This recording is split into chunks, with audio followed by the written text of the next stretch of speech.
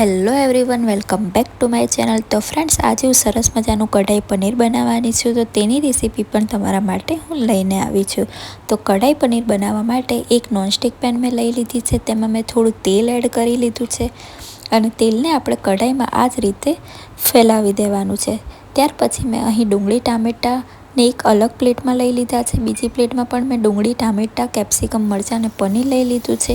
તો હવે જે પહેલી પ્લેટવાળા ડુંગળી ટામેટાં હતા તેને આપણે તેલમાં બરાબર શેકી લેવાના છે, કારણ કે તેની આપણે ગ્રેવી બનાવવાની છે। તો ડુંગળી ટામેટાને પહેલાં આ જ રીતે તેલમાં થોડીવાર ચડવા દેવાના છે। ત્યાર પછી તેમાં થોડું લસણ ઉમેરી લેવાનું છે અને હવે બરાબર તેને થોડીવાર તેલમાં શેકાવા દેવાનું છે। 2 થી 3 મિનિટ આપણે શેકાવા દેશું એટલે અધકચરા આપણા ડુંગળી ટામેટાં અને લસણ શેકાઈ જશે। ત્યાર પછી હવે તેને આપણે કોઈ પણ પ્લેટમાં આ રીતે લઈ લેવાના છે અને થોડા ઠંડા થવા દેવાના છે અને ઠંડા થઈ જાય એટલે આપણે તેને મિક્સર બાઉલમાં લઈ લેવાના છે। તો હવે મેં ડુંગળી ટામેટાં લસણને મિક્સર બાઉલમાં લઈ લીધા છે અને ત્યાર પછી હવે ઢાંકણું બંધ કરીને આપણે તેની ગ્રેવી બનાવી લેવાની છે। હવે મેં પનીર ટિક્કાનો જે મસાલો માર્કેટમાં મળે છે તે લઈ લીધો છે અને તેને હવે આપણે દૂધમાં પલાળી લેવાનો છે। કઢાઈ પનીર બનાવવાનું હોય ત્યારે મસાલાને આપણે દૂધમાં જ મિક્સ કરવાનો, જેથી કરી પ્રોપર જે ટેસ્ટ આવવો જોઈએ તે આપણો ટેસ્ટ આવી જશે। હવે આપણે તેલમાં પનીરને શેકી લેવાનું છે અને પનીરને અહીં મેં આ રીતે મોટા શેપમાં સુધારી લીધું છે અને હવે આપણે તેને તેલમાં થોડું બ્રાઉન કલરનું થઈ જાય ત્યાં સુધી તેને તળવા દેવાનું છે। કઢાઈ પનીર બનાવવાનું હોય એટલે આપણે પનીરને પ્રોપર આ રીતે તેલમાં તળી લેવાનું છે। પનીરને થોડીવાર તમે તેલમાં આ રીતે ઉપર નીચે કરતા રહેશો એટલે તે તેલમાં સરસ મજાનું શેકાઈ જાય છે। તો પનીર તેલમાં શેકાય છે ત્યાં સુધી આપણે મીઠાવાળું પાણી કરી લેવાનું છે। તો એક વાટકામાં મેં થોડું પાણી લીધું, તેમાં મીઠું એડ કરી લીધું છે અને હવે આપણું પનીર પણ સરસ મજાનું તેલમાં શેકાઈ ગયું છે। તો તેને હવે આપણે મીઠાવાળા પાણીમાં મૂકી રાખવાનું છે। મીઠાવાળા પાણીમાં રાખવાથી પનીર સરસ મજાનું સોફ્ટ થઈ જાય છે।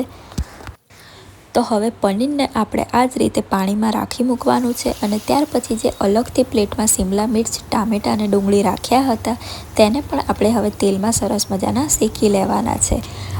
કેપ્સિકમ, મરચાં, ડુંગળી, ટામેટાને આપણે આ જ રીતના મોટા શેપમાં જ સુધારવાના છે અને તેને આ રીતે તેલમાં શેકી લેવાના છે। 3 થી 4 મિનિટ સુધી આપણે તેને ઢાંકીને શેકાવા દેશું એટલે સરસ મજાના તેલમાં ડુંગળી, ટામેટાં, કેપ્સિકમ, મરચાં શેકાઈ જાય છે। તો ફ્રેન્ડ્સ, હવે આપણા ડુંગળી ટામેટાં અને કેપ્સિકમ મરચાં થોડા અધકચરા શેકાઈ ગયા છે। તો હવે આપણે તેને તેલમાંથી નીકાળી લેવાના છે અને કોઈ પણ પ્લેટમાં લઈ લેવાના છે। કઢાઈ પનીરની રેસીપી ખૂબ જ ઇઝી હોય છે અને કઢાઈ પનીરની રેસીપી તમે આ રીતે એકવાર અવશ્ય ટ્રાય કરજો। તો હવે આપણે કેપ્સિકમ, ટામેટાં અને ડુંગળીને એક પ્લેટમાં લઈ લીધી છે। હવે ત્યાર પછી થોડું દહીં લઈ લેવાનું છે। અહીં મેં દહીં ખાટું નથી લીધું, જે મોળું દહીં આવે છે તે જ લીધું છે અને દહીંમાં હવે મેં 1 ચમચી મરચું, અડધી ચમચી ધાણા જીરું, અડધી ચમચી હળદર અને 1 ચમચી કાશ્મીરી મરચું અને અડધી ચમચી મીઠું અને થોડી કસૂરી મેથી એડ કરી લીધી છે અને બધા જને મેં બરાબર દહીંમાં મિક્સ કરી લીધું છે।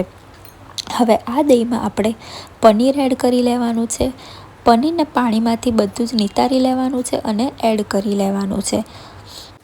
બધું જ પનીર દહીંમાં મિક્સ થઈ જાય ત્યાર પછી આપણે જે વેજીટેબલ હતા, ડુંગળી, ટામેટાં અને કેપ્સિકમ મરચાં તેલમાં તળેલા, તેને પણ હવે દહીંમાં મિક્સ કરી લેવાના છે અને બરાબર દહીંમાં આ જ રીતે ઉપર નીચે કરતા જવાનું છે અને દહીંમાં બરાબર કલર આવી જાય ત્યાં સુધી તેને મિક્સ કરતું જવાનું છે। આ રીતે મિક્સ કરવાથી કઢાઈ પનીરનો પ્રોપર ટેસ્ટ પણ આવી જાય છે અને કઢાઈ પનીર જે આપણે હોટલમાં ખાઈએ છીએ તેવો જ ટેસ્ટ આ રેસીપીથી કઢાઈ પનીરનો આવી જશે। તો હવે ફ્રેન્ડ્સ, આપણે જે કઢાઈમાં તેલ હતું તેમાં થોડું વધારે તેલ મેં ઉમેરી લીધું છે અને ત્યાર પછી જે ગ્રેવી આપણે પહેલાં બનાવી હતી તે ગ્રેવીને તેલમાં બરાબર શેકી લેવાની છે। 3 થી 4 મિનિટ સુધી ગ્રેવીને આ રીતે તેલમાં આપણે મિક્સ કરતા જવાનું છે। ગ્રેવીમાં પ્રોપર કલર આવી જાય ત્યાં સુધી ગ્રેવીને આપણે મિક્સ કરતું જવાનું છે। ગ્રેવીને આ રીતે તેલમાં હલાવતા જઈએ છીએ તેથી ગ્રેવીનું બધું જ પાણી શેકાઈ પણ જાય છે. અને ત્યાર પછી હવે જે આપણે દૂધમાં પલાળેલો મસાલો હતો તે ઉમેરી લેવાનો છે અને તેને પણ ગ્રેવી સાથે મિક્સ કરી દેવાનું છે. ધીમા જ ગેસે આપણે મસાલા અને ગ્રેવી સાથે મિક્સ કરતું જવાનું છે. ગ્રેવીમાંથી જ્યારે તેલના આ રીતે થોડા થોડા છાંટા ઉડવા માંડે છે ત્યાં સુધી આપણે તેને હલાવતા જવાનું છે. ગ્રેવી આપણી પ્રોપર શેકાઈ ગયેલી હશે તો જ કઢાઈ પનીરનો ટેસ્ટ શાકમાં આવશે.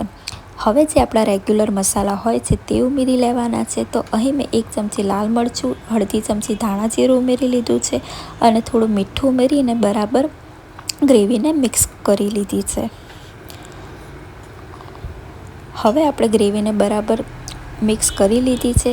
તો હવે આપણે ગેસ ધીમો જ રાખવાનો છે અને ધીમા ગેસે દહીંમાં જે આપણે પનીર અને વેજીટેબલ મિક્સ કર્યા હતા તે ઉમેરી લેવાના છે અને તેને પણ હવે બરાબર મસાલા સાથે અને ગ્રેવી સાથે મિક્સ કરી દેવાના છે. 5 થી 6 મિનિટ સુધી આ જ રીતે શાકને હલાવતા જવાનું છે અને ગ્રેવી સાથે મિક્સ કરતું જવાનું છે. તો ફ્રેન્ડ્સ, આપણું સરસ મજાનું કઢાઈ પનીર હવે તૈયાર થઈ ગયું છે. કઢાઈ પનીરમાં પ્રોપર આ રીતનો કલર આવી જાય અને આ રીતની આપણી ગ્રેવી થઈ જાય ત્યાં સુધી આપણે તેને હલાવતા જવાનું છે. તો ફ્રેન્ડ્સ, હોટલમાં જેવું કઢાઈ પનીર મળે છે તેવું જ કઢાઈ પનીર હવે તૈયાર થઈ ગયું છે. તો હવે આપણે કઢાઈ પનીરમાં થોડી મલાઈ એડ કરી લેવાની છે, કારણ કે જ્યાં સુધી પનીરના શાકમાં તમે મલાઈ એડ ન કરો તો ત્યાં સુધી પનીરના શાકમાં પ્રોપર ટેસ્ટ આવતો નથી. તો મેં દૂધની થોડી મલાઈ એડ કરી લીધી છે અને હવે મલાઈ સાથે મેં બરાબર શાકને મિક્સ કરી લીધું છે.